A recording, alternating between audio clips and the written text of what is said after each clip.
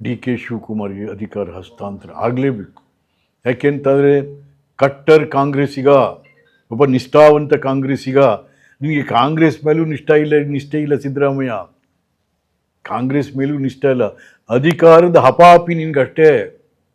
ಕಾಂಗ್ರೆಸ್ಸು ಇಲ್ಲ, JDS ಇಲ್ಲ, ಯಾವುದೂ ಇಲ್ಲ. ಅಧಿಕಾರದ ಹಪಾಪಿ. ಅಧಿಕಾರ ಕೊಡ್ರಿ, ಯಾರ ಜೊತೆಗಾರು ಬರ್ತೀನಿ ನಾನು, ಯಾರ ಜೊತೆಗಾರು ಬರ್ತೀನಿ ಅಂತ. ಏಕೆಂದರೆ ಕಾಂಗ್ರೆಸ್ಸಿಂದ ಉದ್ದಕ್ಕೂ ನೀನು BJPಗೆ ಸಹಾಯ ಮಾಡ್ತವೆ. ಇವತ್ತಿಗೂ ಇಲ್ಲಿ ವರುಣಾದಲ್ಲಿ ಯಾರು ಸಹಾಯದಿಂದ ಗೆದ್ರಿ? ಇದೇ ಯಡಿಯೂರಪ್ಪನವರು. ಅವ್ರ ಶಿಷ್ಯ ಯಾರೋ ನಿಂತುಬಿಟ್ಟಿದ್ದ, ಸ್ವಾಮಿಗಳ ಶಿಷ್ಯ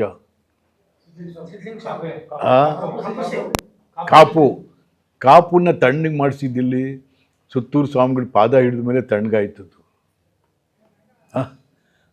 ಯಾವ ಮಠಾಧಿಪತಿ ಅಂದು ಅಲ್ಲಿ ಹೋಗಿ ಇದ್ರ ನೀ ಬೈ ಎಲೆಕ್ಷನಲ್ಲಿ ನಾನೇ ಕರ್ಕೊಂಡು ಹೋಗಿದ್ದೆ. ನೀನು ಉಡುಪಿಗೆ ಹೋಗಿ ಅಲ್ಲಿ ಉಡುಪಿ ಸ್ವಾಮಿಗಳ ಪಾದ ಹಿಡಿದೆ ನೀನು. ಹೊರಗಡೆ ಒಂಥರ, ಒಳಗಡೆ ಒಂಥರ. ನೀವು ಡಬಲ್ ಎಂಥ ಡಬಲ್ ಎಂಥದ್ದು ಹೇಳ್ತಾರೆ. ಹಾಗಾಗಿ ಡಬಲ್ ಸ್ಟ್ಯಾಂಡರು.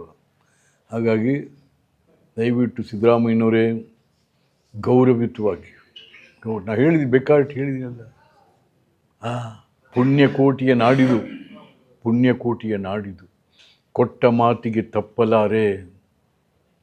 ಪುಣ್ಯಕೋಟಿಯ ನಾಡಿದು ರೀ. ಹಸು ತನ್ನ ಕರುಗೆ ಹಾಲುಣ್ಸ್ಬಿಟ್ಟು ಬರ್ತೀನಿ ಅಂಥೇಳಿ ಮಾತು ಕೊಟ್ಟು ಹೋಗಿದ್ದು ಮತ್ತೆ ಬಂದು ಹುಲಿ ಮುಂದೆ ನಿಂತ್ಕೊತಾಳೆ, ತಿನ್ನು ನನ್ನನ್ನು. ಖಂಡವಿದಿಕು ಮಾಂಸವಿದಿಕು, ಗುಂಡಿಗೆಯ ಬಿಸಿ ರಕ್ತವಿದಿಕು, ಚಂಡವ್ಯಾಘ್ರನೆ ನೀನಿದೆಲ್ಲವ ಉಂಡು ಏನ್ರಿ ಅಂಥ ನಾಡ್ರಿ ಇದು. ಅಂಥ ನಾಡಲ್ಲಿ ಸುಳ್ಳು ಹೇಳ್ತೀಯ, ವಚನ ಭ್ರಷ್ಟ ಆಗ್ತಾ ಇದ್ದೀನಿ.